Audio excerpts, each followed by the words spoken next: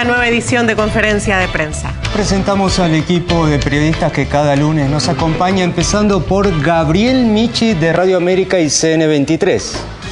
También estamos en compañía de Pablo de León del diario Clarín, Sebastián Abrevaya, el que le sigue, del diario Página 12, y Martín Canenguícer del diario La Nación. El equipo de periodistas más plural de la televisión argentina, y vamos entonces ahora sí a presentar al invitado de este lunes.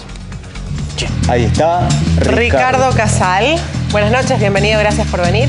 Muchas gracias por invitarme. Lo presentamos con las placas habituales, abogado recibido en la UCA, en el zodíaco es de Géminis. Nació en La Plata, madre ama de casa y padre abogado. Tiene un abuelo que fue concejal y un bisabuelo diputado provincial. Uy, ¿cómo pronuncio esto? Se crió en Dodin. ¿Está mal? Dodignac. Sobre la Dodignac. Dodignac. Y 9 de julio. De adolescente lo apodaban Pechucho. Pechucho. Pecho. Muy bien. Tendría que contar por qué después. Estudió piano y lideró la banda musical Mente Turbia, que llegó a ser telonera de Alma y Vida. Y los iracundos. Y los iracundos. Jugó al fútbol en Atlético Dodignac, hincha de Fanático de Gimnasia y Esgrima de La Plata, hobby la cocina y la fotografía. En 1973 ingresó al servicio penitenciario bonaerense. Su carrera como funcionario político comenzó en 1987. La ministra de Educación, Graciela Giannatasio, lo designó subsecretario. ¿No? Corregimos. Diga. En el 87 comencé con Antonio Cafiero en el Ministerio de Gobierno, en la Subsecretaría de Justicia, y fui el primer secretario ejecutivo de la Comisión de la Magistratura, que era el protoconsejo de la Magistratura, que luego en el 94 fue creado por la Constitución. En el 91 estuve de supervisor delegado, cargo de subsecretario en la Asesoría General de Gobierno, y en el 92 en Educación, donde terminé como viceministro subsecretario de Educación. Muy bien, hecha la aclaración entonces, la próxima placa dice... Bueno. Actualmente conserva la cartera de Justicia de la provincia de Buenos Aires. Muy bien. Bueno, usted ha planteado la necesidad de hacer algunos cambios en relación con el problema del narcotráfico y aplicar, digamos, un nuevo concepto en el combate contra este delito a través de la desfederalización de algunos delitos. ¿Por qué no explica de qué se trata esta iniciativa? Sí, cómo no. Nosotros creemos que hay que, parece un trabalenguas, pero hay que desfederalizar los procesos para dar más federalismo a la política criminal. Y vemos que el caso de narcotráfico es uno, el caso de secuestros extorsivos, trata de personas y lavado de activos. Son 4 delitos que, si bien aún manifiestan su afectación al interés nacional para hacer delitos federales, en realidad el interés más afectado es el directo. En el caso del secuestro extorsivo, la víctima, su familia que está esperando que lo devuelvan, su entorno, su barrio y su ciudad. Por lo tanto, tranquilamente puede cooperar la fuerza local y la justicia local en la investigación de ese delito. Nosotros pensamos que hay que tener un debate hacia el próximo año y hacia el futuro sobre lo que es la expansión del Poder Judicial en general y lo que es la cooperación de los poderes judiciales. La expansión, y lo decía el otro día en una conferencia sobre la justicia nacional y federal, solo en Jujuy, Salta, Formosa y Misiones hay apenas, que todo el cordón norte de ingreso de narcotráfico, hay apenas 10 juzgados federales. No alcanzan para poder atender la demanda de causas que tienen esos juzgados. Por lo tanto, Salta, que aprobó la desfederalización, se adhirió, en menos de un año tiene 90 sentencias condenatorias y más de 400 procesos abiertos, muchos de ellos con prisión preventiva por micro y narcotráfico, porque en realidad no son separables el micro y el narcotráfico, porque comienzan como micro y terminan seguramente en investigación de narcotráfico. Así que lo que proponemos es esto, expandir mucho más la justicia nacional y federal, y a la vez en ciertos delitos que ya dejaron de tener ese interés, afectado el interés nacional, como se enuncia para hacer un delito federal, que las provincias empiecen a trabajar fuertemente en ese tipo de problemáticas para integrarse a una red de justicia un poco más amplia. Muy bien. Bueno. Ahora, recién nos faltó leerle una placa, que era la que mencionaba que usted se había iniciado en 2007 con el gobierno de Daniel Scioli en la provincia de Buenos Aires como ministro de Justicia y Seguridad, y que luego su ministerio fue desdoblado en Justicia, por un lado donde queda usted, y Seguridad por el otro, donde ahora está Alejandro Granados. ¿Le puedo hacer una corrección? Sí. 2007, Justicia. Sí, sí. 2010. En 2010 se hizo la separación, sí, quiero decir que asumió en 2007 junto con Daniel Scioli, sí, y 3 años después se hizo esta separación. ¿Cómo vivió usted esta decisión? No, en realidad en el 2007 los ministerios estaban separados. En el 2010 lo que vio el gobernador es que había una muy clara asincronía entre el Ministerio Público Fiscal y la policía. Y no había manera de poder trabajar armoniosamente en las investigaciones. O el Ministerio Público acusaba a la policía de obstruir las investigaciones o dañar las pruebas, o la policía se quejaba de que no había órdenes de allanamiento inmediata y por eso se perdía. Entonces Scioli, que es un hombre práctico, pragmático, decidió unificar las dos carteras para articularlo. En realidad desde ese aspecto fue beneficioso, porque en la provincia hay 18 fiscales generales que son los titulares de todas las fiscalías, llevamos 900 en toda la provincia, y fue cada uno de esos fiscales generales armamos equipos de trabajo con los jefes policiales de investigación, narcotráfico, científica, de todas las áreas, y mejoró sensiblemente la relación operacional y los resultados. Se cuidaron mucho mejor las pruebas, mucho mejor la escena del crimen, había más participación de instructores fiscales y ayudantes fiscales en los lugares, y bueno, eso marcó una ventaja enorme. La segunda ventaja fue la relación de tensión natural, ¿no? Sin ningún agregado, entre fuerzas de seguridad, como sea el servicio penitenciario y la policía. En realidad tienen espacios que son comunes: los traslados de los detenidos, ciertas tareas de prevención de seguridad, el custodia de edificios públicos judiciales o no judiciales, y eso también logramos imbricarlo. En primer lugar, quedaron en un mismo estatus salarial y jerárquico, porque había diferencias económicas, y esto quedó saldado, y además el servicio penitenciario optamos por una apertura hacia la comunidad. Convocamos, ya llevamos más de 1.500 retirados, que se retiran muy jóvenes, con 40 y pico de años, que volvieron al sistema, pero para cuidar edificios públicos, no solo judiciales, sino de cualquier otro ministerio. Y eso hizo que se pudo sacar policías que estaban dedicados nada más que a cuidar una mesa de entrada, pasar a la acción operativa. Bueno, estas fueron estas medidas que se tomaron en esos años de fusión. Una vez concretado esto, una vez sancionadas las leyes más importantes que hemos atravesado en nuestro gobierno, leyes trascendentales como flagrancia, reforma del Código Procesal, bueno, y todas las que Daniel Scioli envió a la legislatura, que van a ser 80 aprobadas, si Dios quiere, la semana que viene. Una vez logrado eso, ya hubo otra mirada, que era la de fortalecer la prevención, generar las escuelas descentralizadas. Yo empecé con 12 escuelas descentralizadas, ahora hay 30, generar más policía, y eso se necesitaba tener una mirada más orgánica hacia adentro, hacia la policía, el funcionamiento policial. Bien. Esa es un poco la síntesis. Lo invitamos a responder las preguntas de nuestro equipo de periodistas. Arrancamos por Gabriel Michi.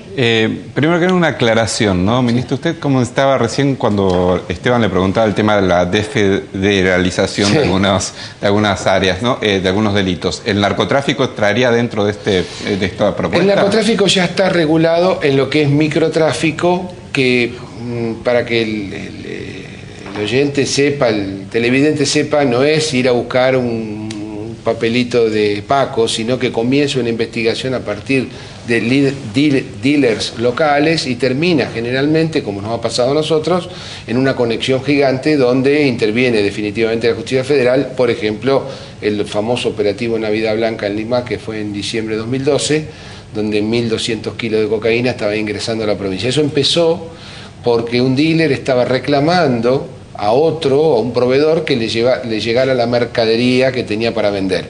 Y empezó con una investigación menor en un barrio y terminó con un camión lleno de cocaína. Bueno, en realidad el narcotráfico ya hay una ley del año 2005 que lo habilita, la provincia de Buenos Aires adhirió en el 2006, Córdoba también y Salta hace un año.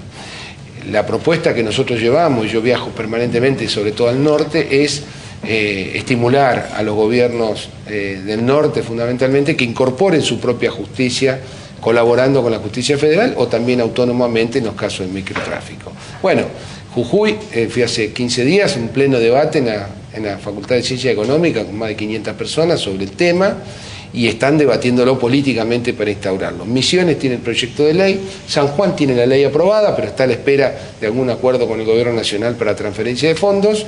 San Juan, La Rioja, perdón, dije, me equivoqué, San Juan está en lo mismo y bueno, vamos con una corriente de federalización de la política criminal, no más que desfederalización. Y usted perdón, sí, adelante. Sí, no, eso no termina siendo peligroso teniendo en cuenta, digo, la experiencia internacional y que en general los carteles de la droga, incluso la actuación de las policías locales, suele estar muy contaminada por esos intereses del narcotráfico, porque al tener contacto más directo suelen ser los que terminan involucrados.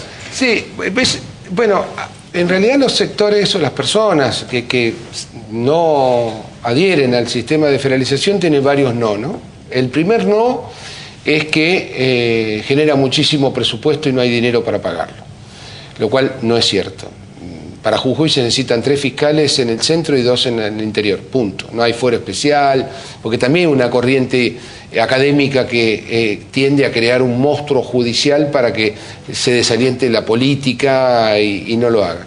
El segundo no es que se mezcla todo y las investigaciones se pierden. Tampoco es cierto. La propia justicia federal, cuando la causa sube de grado y pasa a narcotráfico, sigue investigando con la misma fuerza policial que investigó. La tercera es esta, la posibilidad de tener connivencia o estar contaminado. Y la verdad, y lo digo en mis 3 años y pico que estuve de ministro de Seguridad, cuanto más actores y fuerzas paralelas involucradas están en el tema, más control entre los actores hay. Es mucho más fácil caer en un esquema de corrupción en una fuerza cerrada que intervengan varias fuerzas en lo mismo. Y en este caso, la desfederalización provoca eso. Una policía local con una justicia local y una policía federal o una gendarmería con una justicia federal. Y funciona. Funciona, por lo menos, la nueva experiencia que es la de Salta, que es la más nueva, tiene un año exitoso. Y por el contrario, en los sí, estamos convencidos que es un buen aporte a la política, fundamentalmente de salud. No se olviden que de lo que estamos hablando en microtráfico, estamos hablando del dealer que tiene el kiosquito de caramelos enfrente de la escuela, o aquel que repara celulares, y lo que estoy diciendo son casos reales, que repara celulares y lo devuelve, y adentro de la carcasa, el chico que va a la escuela, las dosis de paco de cocaína. Estamos hablando de lugares, nichos, que son muy difíciles de acceder a otros que no conozcan el lugar. Con la desfederalización y con un sistema que implementamos y que el gobernador Scioli fue el que más lo divulgó, fue el 911 droga, logramos que la comunidad confiara en este procedimiento. ¿Por qué? Porque cada denuncia de un particular se grababa, se desgrababa y se enviaba a la justicia sin datos del denunciante para proteger por cualquier... y tuvo un éxito bárbaro. Fíjese, empieza en el 2010 con 3.000 llamados y al 2012 estábamos en 15.000 llamados. Quiere decir que tuvo, desbordó con éxito a la comunidad. No lo digo en perjuicio de la justicia federal, pero doy un ejemplo. Lomas de Zamora es el departamento judicial de mayor litigiosidad de la provincia. Viven casi 3 millones de habitantes, entre Almirante Durán, Esteban Echeverría, Ezeiza, Lomas de Zamora, Avellaneda y Lanús. Hay 2 juzgados federales y 2 dependencias de la Policía Federal, contra 140 fiscales y 53 dependencias policiales de la provincia. Entonces, en lo cuantitativo, en esta lucha, es importante. Y la confianza. Hay un comisario, me acuerdo, Villa Clarita, un nombre así, que las vecinas contra el Paco lo promovieron y pidieron al ministerio que fuera él, ese señor, el comisario. El barrio cambió en un mes. se comprometió el barrio, se comprometió la policía, y perfecto. Esto me parece que está es una entendido ventaja la de idea. federación. Vamos con la pregunta de Pablo de León. Bueno, ministro, le voy a preguntar algo, y por ahí yendo muy a lo concreto. Usted conoce la experiencia de los saqueos hace 2 años, y en estos momentos se está hablando mucho de lo que puede pasar a fin de año. ¿Ven ustedes que puede haber situaciones nuevamente de saqueos? Y si es así, ¿le parece que tienen individualizados quiénes pueden ser?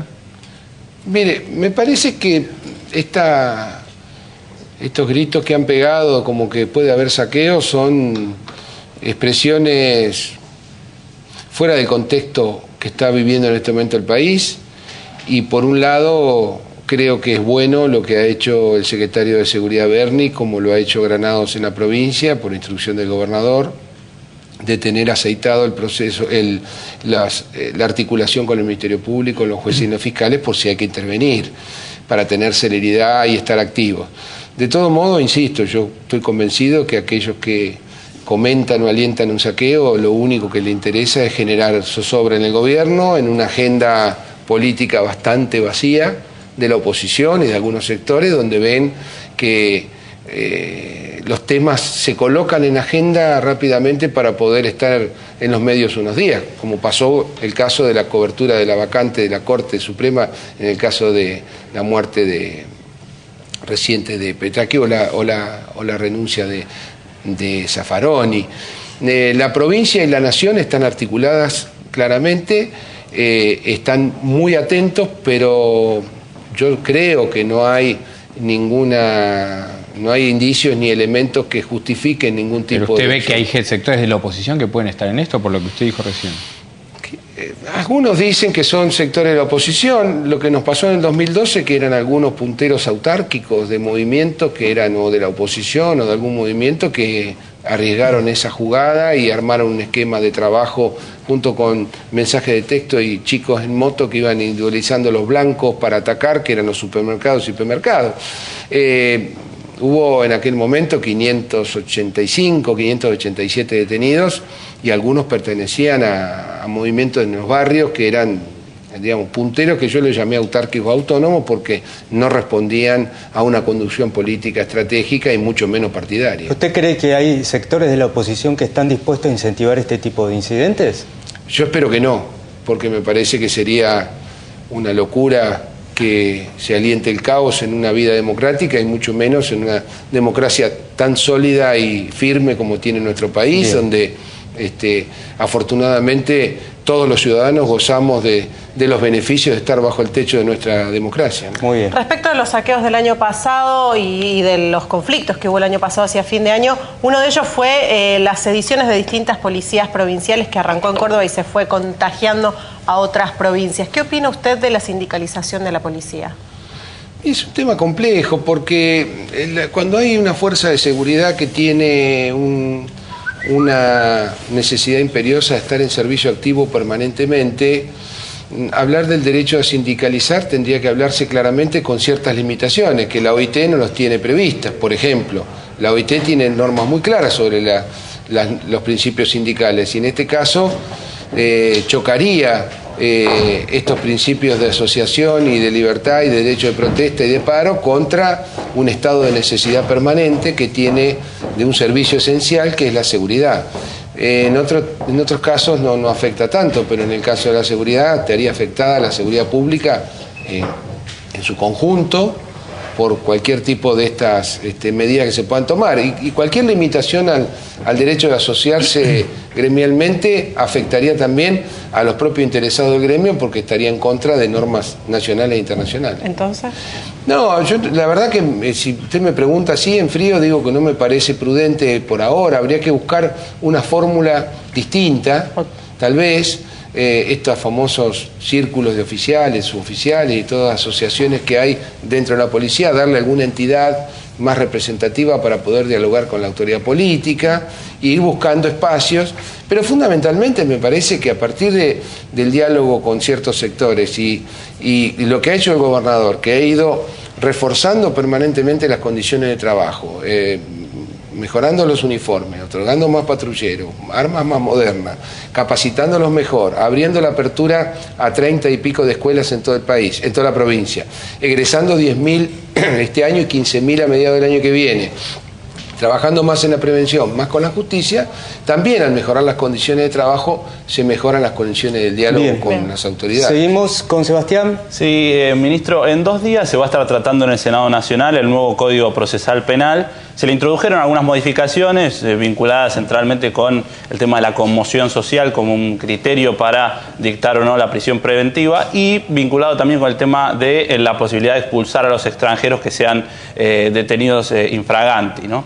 ¿Qué le parecen esas modificaciones? Si está al tanto, obviamente, en detalle de eso. ¿Y qué le parece la posibilidad de que se apruebe el nuevo código como está, ¿no? Sí, en primer lugar, debo rendir homenaje a la iniciativa de tener un código acusatorio que cambia un sistema inquisitivo que viene de la colonia. O sea, haber logrado ya el consenso para el cambio de código me parece que es un avance significativo, no solo en nuestro país, sino la mirada que van a tener de nuestro país en lo que es política criminal y justicia de parte de otros foros mundiales.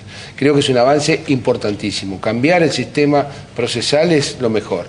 Luego los contenidos, que por algunos son detalles, otros no tanto, podemos debatirlo. Una de las críticas que yo escuché, antes si usted me permite, es no puede haber nombrar tanta cantidad de fiscales. Claro, con 1.500 fiscales. Pero la verdad que me parece una incongruencia criticar eso, porque efectivamente si no se nombran los fiscales no va a haber investigación. Entonces, el secreto del éxito del código acusatorio es una enorme cantidad de fiscales que puedan tranquilamente trabajar. Fíjese, nosotros en menos de 7 años nombramos 900 nuevos fiscales, nuevos, entre fiscales, defensores, fiscales de menores. Pero el cuestionamiento es a la atribución de la Procuradora General, bueno, por su después desempeño. habrá que ver el mecanismo, pero lo que digo, ¿se necesitan más fiscales? Sí, y muchísimos, para darle la garantía a la sociedad que cuando accede a la justicia y el fiscal es el titular de la acción pública, pueda representar a la sociedad tranquilamente y no tener 3.000, 4.000 causas en su escritorio para despachar, porque usted sabe que no hay justicia cuando está lejos, cuando es lenta y cuando queda tapada con papeles. Ahí no hay justicia. Entonces esto es bueno. La otra parte, los extranjeros. En los extranjeros, ahí, si me permiten, doy una opinión de abogado más que de ministro. La ley de migración nacional que está vigente tiene 2 artículos claros. Uno que se aplica, y fue sonado y mucho, con Vitete, el famoso Vitete uruguayo que había robado el banco, que cuando llegó a la mitad de la condena se aplicó la expulsión. Pero el artículo anterior habla de la reiterancia delictual, que no es lo mismo que reincidencia, ¿no? Reiterancia son varios delitos sin sentencia, o sea, comete un delito y vuelve a cometer otro sin tener sentencia, y reincidencia es condenado. Y la ley dice claramente, en los casos de múltiple reiterancia puede ser expulsado. Por lo tanto, el debate sobre extranjeros habría que ajustarlo a las leyes vigentes, que nadie las cuestiona, que son las leyes de migración. Y a partir de ahí, construir algún artículo dentro del Código Procesal que se refiera claramente a esa norma nacional. Y zanjada el problema. Pero usted está de acuerdo con esto de esta polémica, lo que dijo directamente el secretario de Seguridad de la incidencia de los extranjeros en el delito. Porque Zaffaroni, por ejemplo, hoy dijo todo lo contrario. Dijo que la mayor cantidad de los delitos están cometidos por propios argentinos. En el sistema penitenciario provincial está detenida la misma cantidad y el mismo porcentaje de extranjeros que en relación a toda la población de Argentina, el 4,5. O sea, el 4,5. O sea que no está de acuerdo. No, espere. Estoy de acuerdo en algunos premios y compartimos un programa de televisión. Yo creo que hay organizaciones criminales extranjeras que ven en Argentina un lugar propicio para cometer el delito sin problemas. Pincharruedas, narcotráfico, sicarios, lo que usted quiera encontrar. Pero fíjese, hay escuchas telefónicas, hay pruebas en causas donde las comunicaciones con el país de origen es véngase para acá que no pasa nada. Si no tenés arma, no vas preso. Y este tipo de delitos, lo vemos todos los días. Ayer salieron condenados y en los diarios lo de los quedaron procesados los de los 7 colombianos que atacaron o intentaron atacar al fiscal Stornelli y hay seguidilla. Creo que el extranjero tiene el mismo derecho porque nuestra Constitución es sabia, generosa, nuestro pueblo ha sido solidario y generoso. Ahora, si hay una organización criminal que se dedica a ingresar al país para delinquir y provocar un desastre, la droga ni hablar, u otro tipo de delitos, yo creo que en esa circunstancia debemos aplicar criterios de autoprotección que no dejan de perder el criterio de solidaridad ni de generosidad de nuestra patria, porque los que han venido a la patria han sido para construirla, no para atacarla. ¿Usted dejaría como está entonces este artículo del Código Procesal que está en el Congreso de la Nación? Yo me refiero en lo que es la flagrancia, como se habló del inmigrante que no va a tener, va a ser una suspensión de juicio a prueba. Creo, por lo que leí, no tiene sentencia y va a ser expulsado. Yo creo que habría que aplicar una norma o describir una norma parecida o aplicativa de la norma de fondo que es la Ley de Inmigración, que lo tiene claramente establecido ya hace décadas y está vigente. Nos queda Martín Canizar. Tras la aparición del cuerpo de Luciano Arruga aparecieron dos fuertes críticas. Por un lado, Vanessa, la hermana de Luciano, dijo que Daniel Scioli es el máximo responsable de la inacción judicial, y del lado político, Horacio Berbisky, periodista y además representante del CEL, fue muy duro diciendo que la policía de la provincia había encubierto de algún modo estos 6 años de desaparición del cadáver. ¿Usted qué opina? En su momento usted había estado al frente de la fuerza cuando desapareció el cadáver. No, yo llegué un año después. Pero estuve con la familia y con la fiscal que investigaba y el juez, y nos pusimos a disposición. El propio gobernador lo llamó a la fiscal general, a la procuradora general de la Corte, la doctora Falvo, nos pusimos a disposición. Las medidas que se tomaron en aquel momento y nosotros sostuvimos fue una separación preventiva del cargo a 8 policías que se fueron venciendo estatutariamente y fuimos renovándolas, y en algún punto estuvieron un tiempo sin aplicarse hasta que la justicia nuevamente lo ordenó. Yo creo que acá, a ver, lo bueno para la familia es, en primer lugar, que aunque sea un hallazgo desgraciado, ha terminado su búsqueda y está el cuerpo de Luciano. Pero también lo que es bueno, que en juez federal, que no puede haber sospechas sobre contaminación con la provincia, que investiga, que es el doctor Salas, y tiene toda la historia para investigar, de adelante hacia atrás, porque a partir de la aparición va investigando todos los pasos. Y bueno, será él el que resuelva si el fiscal y el juez han sido responsables de esto. Hay un pedido de juicio político, incluso contra ambos, porque no se los acusa de no haber hecho profundizar el pedido de búsqueda en otros lugares. Pero de todos modos, me parece que va a ser importante lo que decida el juez federal. ¿Usted qué cree que falló en este caso? Porque lo cierto es que la familia estuvo buscando, creo que durante 6 años, el cuerpo de un chico que estaba enterrado en la Chacarita. Y acá fallaron muchas cosas. La primera, que bueno, es probable que no se haya cursado el pedido de identificación mucho más con más extensión de la que se hizo, es probable, no conozco la causa, no tenemos participación en la causa. La segunda es que al momento que fue atropellado e intervenido en el hospital no hubo un proceso de identificación, tal vez porque carecía de DNI y no tenía cédula federal, pero bueno, no se profundizó desde el hospitalario y de la parte de identificación de personas quién era esa persona.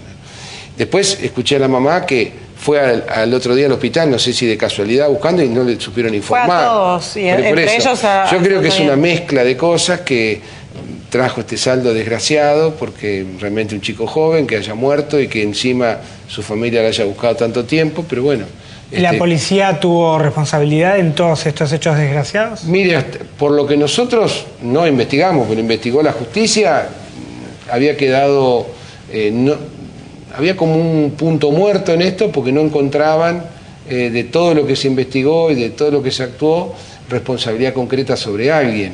De todos modos, nosotros siempre tomamos las medidas que la justicia pidió, no solo la separación, sino cerramos el destacamento policial para que no sea una afrenta hacia la familia, que estuviera la policía, se abrió otro destacamento.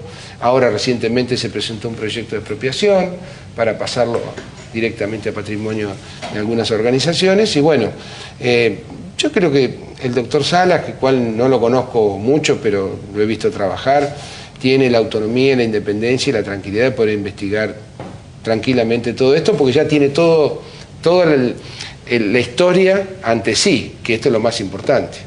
Bien, vamos a entrar en la ronda libre de preguntas, pero me gustaría abrirla volviendo al tema del narcotráfico con el cual empezamos este programa, porque hay una polémica, un debate en la sociedad argentina respecto de cuál es la magnitud de este problema en nuestro país. Estamos viendo ejemplos tremendos de México, estamos viendo cómo este tema también se mete en la campaña electoral hacia el 2015. ¿Usted qué análisis hace sobre esto? ¿Nosotros podemos terminar como México, por ejemplo? No, creo que no, pero no quiero hacer un análisis político de México y política internacional, pero creo que no. En este país la conciencia pública y política es muy clara sobre el tema narcotráfico. A mí me parece que acá hay 3 negocios ilegales en el mundo que son los más rentables y los más perversos: la venta de armas, la trata de personas y el narcotráfico. En los 3, cada vez que ingresa a un país, cualquiera de esos 3 negocios hace un desastre en la sociedad. No solo la trata, sino las armas. Fíjense la proliferación de armas en manos de delincuentes, que es cada video que uno vea y roban un kiosquito y ven armas que ni siquiera la policía tiene. Y en el caso del narcotráfico, solo la provincia de Buenos Aires tiene en expectativa 16 millones de clientes. Entonces, y 10 millones en el conurbano. Así que imagínense en la cabeza de un sinvergüenza de estos, qué pingüe negocio es traer cocaína al conurbano, donde tiene en un territorio del 5% de la provincia viviendo el 95% de la población. Así que imagínense qué promisorio que puede ser el negocio ingresando solo a la provincia de Buenos Aires. Creo que el Estado tiene conciencia de esto, por eso insisto, hay que seguir desfederalizando, tener más prácticas, más trabajo y fundamentalmente más justicia que pueda investigar con menos cúmulo de trabajo este tipo de organizaciones en todo el país. En esa misma línea, ¿considera que la despenalización de las drogas, algunas o todas, podría contribuir? Mire, la Corte fue muy clara, y disculpe que los aburra con derecho, pero la Corte fue muy clara en 1986 en el caso Basterrica, diciendo que el consumidor no debe ser criminalizado ni puede ser imputado ni penado. Y luego, en el 2008, lo ratificó con el caso Arriola. ¿Qué significa? De hecho, el consumidor no es una persona que entra al sistema procesal, pero no entra al sistema penal. De hecho, ni siquiera es condenado. Así que atender esa problemática y analizar y debatir en democracia la problemática del consumidor me parece que va más por un tema de salud que por un tema del derecho penal. Creo que es necesario discutir definitivamente la creación y la instalación de políticas concretas para la prevención y para la atención de adicciones, porque me parece que eso es lo que debe leerse a partir de este debate de despenalización. Me parece que es darle más salud y menos derecho penal. Pero usted cree que hay que abrir por lo menos ese debate, el de la despenalización. Hay que abrir ese debate sobre este caso concreto, que es aquellos jóvenes que quedan atrapados desgraciadamente en una adicción y son víctimas de esa propia adicción y quedan enredados en esto con un futuro negro o sin futuro. Bien. Y ahí me parece que, insisto, la Corte, que fue muy inteligente en el 86, en el 2008, desplaza el derecho penal al consumidor y lo lleva al sistema de salud. Lo que tiene que hacer el sistema de salud es cooptarlo, trabajar y procurar en tal sentido una política muy clara sobre atención de adicciones. Bien. ¿Más preguntas de la mesa? Ministro, yo pienso, y escuchando lo que yo le preguntaba al narcotráfico, tomando lo que le preguntaba antes Martín sobre el caso Arruga, que la bonaerense quizás tiene una deuda de la democracia no haberla podido democratizar. Una fuerza que se compromete con estos delitos, hoy con el narcotráfico. El caso Arruga me parece que es un caso en el cual la bonaerense capta chicos para el delito y es un ejemplo de lo que pasó y su modo de desaparición. ¿Le parece, coincide usted con esta visión de que falta que se democratice una fuerza enorme, como fue en su momento denominada adecuadamente la maldita policía, y sigue teniendo muchísimos de estos vicios hoy en día? Mira, una fuerza con 60, 70 mil hombres tiene en su seno, como cualquier profesión, abogado, médico, tiene siempre en su seno personas que se desvían de esto. A mí me parece que lo que hizo el gobernador Scioli de hacer crecer a la policía en ámbitos universitarios y en escuelas descentralizadas, atendidas con consejos académicos de profesionales universitarios y haciendo una formación fundamentalmente de ciudadano y después policía. Y a eso, crear la fuerza local de clara generación democrática y en la institución democrática más importante que tiene el Estado, que es el municipio, como primer eslabón del sistema democrático, es un avance significativo hacia el mejoramiento del rendimiento policial, más allá de que algunos pueden estar en curso de esto. Yo no creo que institucionalmente la policía sea un elemento disvalioso. Creo que hay personas, y pasan, y hay que así actuar en consecuencia, no solo apartarlos, sino que tienen que pagar como corresponde ante la justicia haber defraudado a la ciudadanía en el uso de uniforme y estar involucrado en algún hecho delictivo, pero es altamente positivo lo que ha hecho Scioli de ampliar... Son pocos casos, ¿no le parece que le parece que son pocos casos aislados los que están... Yo no, a ver, usted me pregunta, yo... Le pregunto. Tuve 3 años y medio en el ministerio y le puedo asegurar que ha pasado, y yo he dado la orden también y he llevado asuntos internos a un juzgado o a una fiscalía para que detengan un comisario involucrado en un hecho. Sí, porque asuntos internos fue una gran creación en el esquema policial y sobre todo en la provincia de Buenos Aires. No existe en muchos lugares y sin embargo y es conducido por un civil que tiene una organización civil de auditoría. Bueno, hay mucha gente expulsada y muchos detenidos en función de esas investigaciones. Pero bueno, esto hay que estar cerca. Aquel que tiene la responsabilidad de la seguridad pública y el poder de policía en sus manos tiene que estar más cuidado que el resto de los ciudadanos de a pie que somos nosotros. Pero digo, es importante lo que pregunta Pablo, porque la experiencia cotidiana indica que la gente cuando sufre un hecho de inseguridad tiene la sensación de que hay fuerzas de seguridad involucradas o miembros de las fuerzas de seguridad involucradas. Y el de la policía de la provincia de Buenos Aires es un tema que no se ha podido resolver en 30 años de democracia. Yo no quiero desmitificar eso, cada uno puede pensar libremente, pero hace unos 15 días, una familia fue asaltada en su casa con la famosa entradera y denunció que eran policías muy profesionales, muy serios, muy responsables, que sabían que eran policías. Para desgracia de los delincuentes, a pocas horas fueron detenidos en otro hecho las mismas personas. Eran delincuentes comunes que estaban, algunos procesados por otros delitos y otros habían salido de una condena, y eran las mismas personas. O sea, yo no quiero desmitificar, pero lo que le aseguro que en la provincia de Buenos Aires, policía que delinque, policía que es delincuente, no es un policía. Y esto lo ha fijado el gobernador el primer día que asumió, lo ha mantenido el primer ministro que fue Stornelli, lo he mantenido yo y sin duda lo mantiene Granado. Es un principio básico del gobierno de Daniel Scioli. Bien, ¿más preguntas? Casal, bueno, sobre este tema particular, en algún momento se encaró una reforma en la policía bonaerense, la que encabezó León Arlañán, que en cierta medida ponía más control civil sobre la fuerza, y eso después cuando Daniel Scioli asumió con Stornelli y demás se volvió para atrás. ¿Fue un retroceso o cree que por qué fracasó eso? Mire, el control, la reforma de Arlañán, que tuvo aparejada la creación de 8 o 9 subsecretarías, la mantuvo exactamente igual Scioli. Exactamente igual. La misma cantidad de subsecretarías. Ahora no recuerdo porque no estaba en ese ministerio, pero estoy haciendo memoria, de formación, de instituto, de investigación, de seguridad, eran 8 o 9. Las mantuvo exactas, intactas, y se mantuvo todos los cuerpos civiles. Y es más, en aquel momento la mayoría de los subsecretarios eran funcionarios fiscales y miembros del Poder Judicial Federal, intachables, personas muy reconocidas. Se mantuvo exactamente igual, la misma estructura no se cambió nunca. ¿Daniel Scioli será candidato del kirchnerismo a presidente? Sí, yo creo que va a ser candidato del Frente para la Victoria, del kirchnerismo y del resto.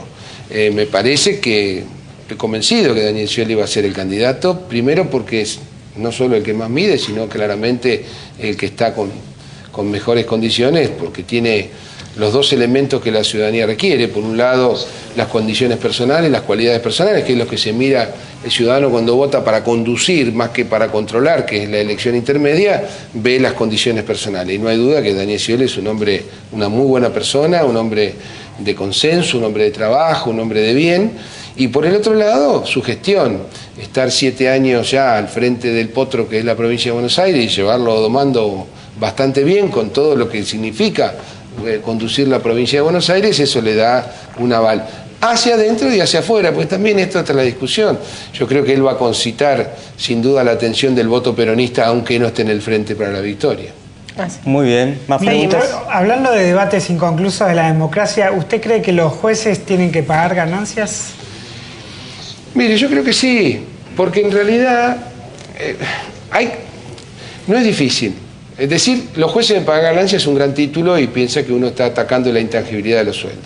En realidad se puede hacer un proceso gradual donde vaya aparejada los aumentos salariales con ciertas alícuotas para que vaya integrándose, porque en realidad, es mi opinión, que no soy juez ni lo seré jamás, pero se lo digo a los jueces y a veces con jueces de corte, tanto en provincias como en la provincia de Buenos Aires, la autonomía y autarquía, porque ahora el Poder Ejecutivo ha mandado, Daniel Scioli decidió considerar la autarquía plena al Poder Judicial, le da mucho crédito ante la sociedad a la justicia por la independencia. Pero tener un cierto privilegio de neto corte impositivo, que tiene la lógica porque no hay que afectar la intangibilidad del salario, creo que todos, tanto los jueces como nosotros, el gobierno, tenemos que hacer algún ejercicio para ir llevando suavemente, o no, esta ecuación que termine sin afectar la intangibilidad del salario, pero a la vez que sea un sujeto fiscal como el resto. Porque no se ve muchos jueces dispuestos. Cuando lo charla usted con los jueces, ¿qué les dice? ¿Dispuestos? No se ve muchos jueces dispuestos a pagar ganancias. Porque tal vez nunca se planteó el diálogo así. Tal vez se planteó un diálogo por confrontación. Y a mí me parece que si hoy tomamos varios jueces, yo he hablado con muchos, y hacemos un ejercicio financiero, por llamarlo de alguna manera, fiscal, tanto de salarial como fiscal de aporte, no vamos a poner de acuerdo, porque, a ver, tampoco es una... No es cortarle la mano para que no firmen, es acordar, pero nunca se planteó en estos términos. La presidenta lo planteó varias veces. Está bien, pero digo, ustedes que son periodistas tienen un poder de síntesis enorme, sobre todo cuando escriben, ¿no? Entonces ponen, los jueces deben pagar ganancias. Y por ahí el título duro no advierte lo otro. Yo estoy convencido que haciendo un ejercicio con los poderes judiciales y con el gobierno que lleve escalonadamente al cumplimiento de una tasa impositiva conjuntamente con sus ingresos sin que merme la intangibilidad o que no la afecte demasiado, no creo que se opongan. Porque además, sinceramente, yo no creo, el juez no es el juez de antes. Hoy el juez va al club, juega al fútbol con los pibes, es una persona, generalmente son muy jóvenes, y no se siente muy cómodo cuando le digan bono para ganar. ¿Se acuerdan las chapas blancas? Sí. Yo no sé claro. acá si en Buenos Aires siguen usando, pero en la provincia de Buenos Aires usaban todos chapas blancas. Y la verdad que las dejaron de usar, no están prohibidas, porque creo que le da un poco de vergüenza al juez distinguirse del otro ciudadano llevando una chapa blanca para avisar que no la pare la policía, que puede estacionar en cualquier lado. Y eso culturalmente tuvo un impacto hacia adentro del sistema judicial. Creo que creció el Poder Judicial, o los jueces crecieron un poco en acercarse más a las vivencias reales y dejaron la chapa blanca. Esto es parecido a la chapa blanca, pero tenemos que tener nosotros hacer un aporte para sostener. Canenguízar no pudo evitar hacer la pregunta de economía. La tenía que hacer. La tenía que hacer. Sí. Ahora le proponemos pasar a otra parte del programa en la cual usted va a repasar lo que dijo aquí mismo en este programa y lo puede ratificar o rectificar. Así como usted decía recién, los periodistas tienen un poder de síntesis envidiable que queda ahí. Bueno, le vamos a proponer que juntos repasemos lo que usted dijo aquí en este programa. ¿Empezamos? Empezamos. Poder de síntesis entonces. La primera placa dice: cuantas más fuerzas federales y provinciales actúan contra el narcotráfico, hay más control sobre la corrupción. ¿Está bien? Correcto. Ratifica. Bernie y Granados están prevenidos y atentos, pero los gritos que anuncian saqueos están fuera del contexto real de la provincia. Es una locura alentar al caos. Ratificar. Tema importante llega diciembre y se habla de esto. No me parece prudente por ahora la sindicalización de la policía. Habría que buscar fórmulas más adecuadas. Seguimos, ratifica entonces. La ley de inmigración actual dice claramente que un extranjero que reitera delitos debe ser expulsado aún si no hubiera condenas. Exacto, lo dice la ley. Muy bien. En el caso de Luciano Arruga han habido muchas falencias, una mezcla de cosas con resultado desgraciado. Ahora un juez federal verá las responsabilidades. Un jury, ¿no es cierto? Se reúne un jury la semana que viene. Sí, hay un jury contra el juez de garantías y creo que la fiscal. Bien. El juez seguro. La Corte ya fue muy clara en que el consumidor de drogas no puede ni debe ser penalizado. Es más un tema de salud que penal. Totalmente de acuerdo. Ratifica. Bueno, acá lo político. Scioli va a ser candidato del Frente para la Victoria por condiciones personales, por su gestión y porque es el que más mide. ¿Ratifica? ¿Está bien? Sí, sí. ¿Decir sí. que va a ser candidato del Frente para la Victoria es lo mismo que decir que va a ser candidato al kirchnerismo? No, lo que pasa es que al kirchnerismo se lo ha ido posicionando desde un sector como una línea interna dentro de lo que es el Frente para la Victoria. Yo creo que todo es todo. El peronismo está integrado por el PJ, el kirchnerismo, es un frente. Cuando yo digo el Frente para la Victoria, porque la pregunta por ahí es un poco más capciosa, es decir, ¿Cristina va a bendecir a Scioli? Bueno, ayer lo contestó Scioli, Cristina no tiene heredero, el heredero del pueblo. Yo creo que van a llegar los que tienen que llegar. Hoy Randazzo se expresó claramente, o gano me voy a mi casa. Bueno, son expresiones. Y me parece que las PASO, que son nuestra pila bautismal, van a bendecir definitivamente al que sea el candidato que saque más votos. Pero estoy convencido que no hay dudas que Scioli es el que está mejor. ¿Cómo dijo Cristina no tiene heredero? Ayer lo dijo, no tiene heredero, solo el heredero es el pueblo, como diciendo claramente que nadie busque la protección de la presidenta en desmedro del resto. Una encuesta le da hoy a la presidenta de la Nación un 49% de imagen positiva. Otra encuesta anterior le había dado más del 50%, si mal no recuerdo. ¿Esto la convierte en una electora para el 2015? Electora de candidatos, ¿no? Ella tiene una responsabilidad enorme, no solo de conducir el país, sino que es la jefa política de todo el espacio. El peronismo, con su fenómeno movimentista y que no responde a las estructuras partidocráticas convencionales, siempre está bajo la influencia de su conductor que esté vigente. En este caso es Cristina, no hay duda que conduce. Y además de tener, y mejoró 9 puntos, porque yo había visto una encuesta de 40 no hace poco, o sea que está subiendo en imagen y tener responsabilidad del gobierno, obviamente que va a tener claramente su posibilidad de tener su preferencia o ir fijando estrategias para las PASO para que el Frente para la Victoria llegue bien organizado para las PASO. De todo modo, yo insisto, Scioli es el candidato de la unidad, del justicialismo, dentro del Frente para la Victoria y de los que están afuera también. Bien, ahora pasamos a la última parte del programa en la cual los periodistas le van a poner título a esta conferencia de prensa que usted nos ofreció. Vamos a arrancar por el título de Gabriel Michi. Yo hice una síntesis de las últimas declaraciones políticas de Casal. Cristina es la jefa política de todo el espacio, pero como dice Scioli, no tiene herederos. ¿Está bien eso? Usted puede discutir con el título, ¿eh? Muy bien. ¿El título de Pablo de León? Hay organizaciones delictivas extranjeras que ven en Argentina una oportunidad para el delito. Muy bien. ¿El ¿Seguimos? título de Sebastián? Sí, yo me voy a quedar con la cuestión electoral también. Lo dijo recién, Scioli es el candidato de la unidad, tanto adentro del Frente para la Victoria como afuera. Bien. Martín. Los jueces tienen que pagar ganancias y lo van a aceptar. Muy bien. Muy bien. Ahí tenemos. No Usted no quería ese título, pero... No, está bien, no se puede. Me imagino un título tan largo. Se entendió lo que. Se entendió. Cuál es la idea, pero va a funcionar, estoy seguro, porque es un tema de sentido común. No es de confrontación, sino de mancomunión, fundamentalmente de responsabilidad ciudadana. Mire que mañana los periodistas van a decir mensaje del sciolismo a los jueces, paguen ganancias. Y bueno, tendré que salir a explicar. Muy bien. Bueno, Va a tener que salir a explicar. ahora le toca a usted. ¿Qué opina del programa? Me encantó. Le digo claramente que yo soy una persona no tan importante como para afrontar, ni con tanta capacidad para afrontar tanto nivel periodístico y tanta variedad y agudeza, pero la verdad que es un privilegio poder estar en una mesa como esta con periodistas tan buenos. Todos los entrevistados son importantes para nosotros, así que le agradecemos la visita. Bueno, gracias a usted. Le agradecemos haber respondido a todos sin condicionamientos, como decimos siempre. Para nosotros también es muy importante eso, ¿eh? Bueno, muchas gracias. Muchas gracias por haber estado acá. Gracias a nuestros compañeros del panel. Ya se quedan en compañía de Pablo Orsi y 23 ¿Cómo está el campeonato, Orsi, Está como loco.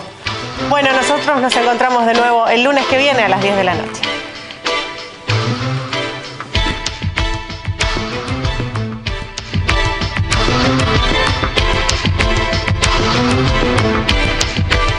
Crecer es brindar oportunidades. Crecer es motivar el desarrollo de la gente. Crecer es promover la cultura y el deporte. Queremos seguir creciendo junto a vos. Banco Ciudad te quiere ver crecer. 0822 20400 bancociudad.com.ar